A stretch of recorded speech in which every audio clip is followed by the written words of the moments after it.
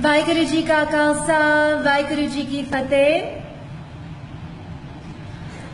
On Christmas Eve, 103 years ago, my grandfather waited in a dark and dank cell.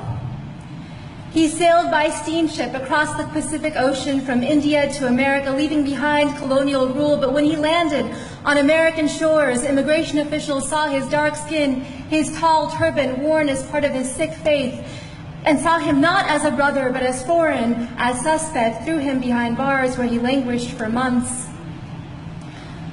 Until a single man, a white man, a lawyer named Henry Marshall, filed a writ of habeas corpus that released him Christmas Eve, 1913. My grandfather, Kehar Singh, became a farmer, free to practice the heart of his Sikh faith, love and oneness. And so when his Japanese American neighbors were rounded up and taken to their own detention camps in the deserts of America, he went out to see them when no one else would. He looked after their farms until they returned home. He refused to stand down. That's right. In the aftermath of September 11th, when hate violence exploded in these United States and a man that I called uncle was murdered,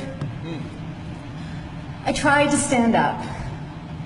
I became a lawyer like the man who freed my grandfather, and I joined a generation of activists fighting detentions and deportation, surveillance and special registration, hate crimes and racial profiling. And after 15 years, with every film, with every lawsuit, with every campaign, I thought we were making the nation safer for the next generation. Mama. And then my son was born.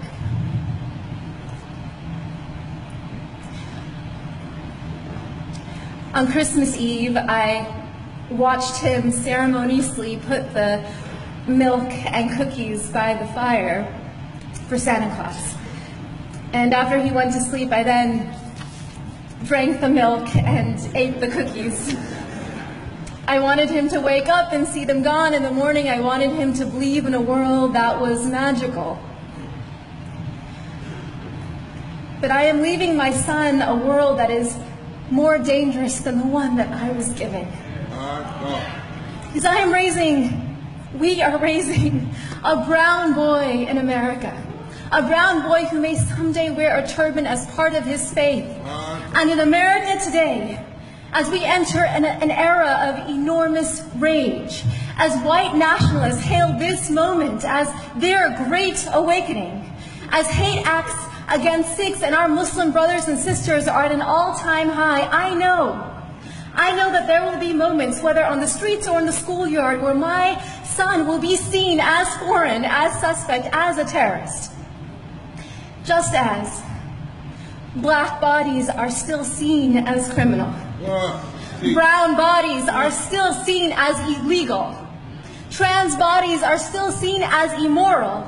Indigenous bodies are still seen as savage. The bodies of women and girls seen as someone else's property. And when we see these bodies not as brothers and sisters, then it becomes easier to bully them, to rape them, to allow policies that neglect them, that incarcerate them, that kill them.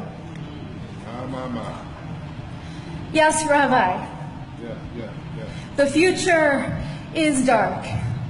On this New Year's Eve, this watch night, I close my eyes and I see the darkness of my grandfather's cell.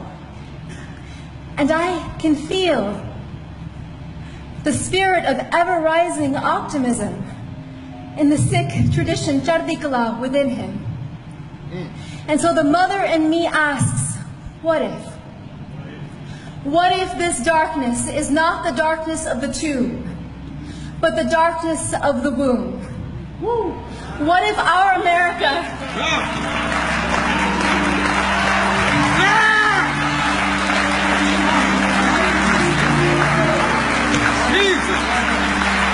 What if our America is not dead, but a country that is waiting to be born? What if the story of America is one long labor?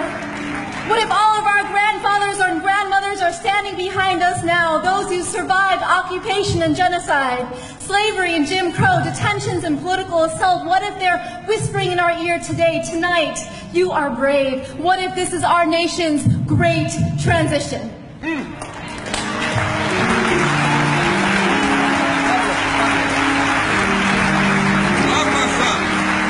What does the midwife tell us to do? Breathe. And then, because if we don't push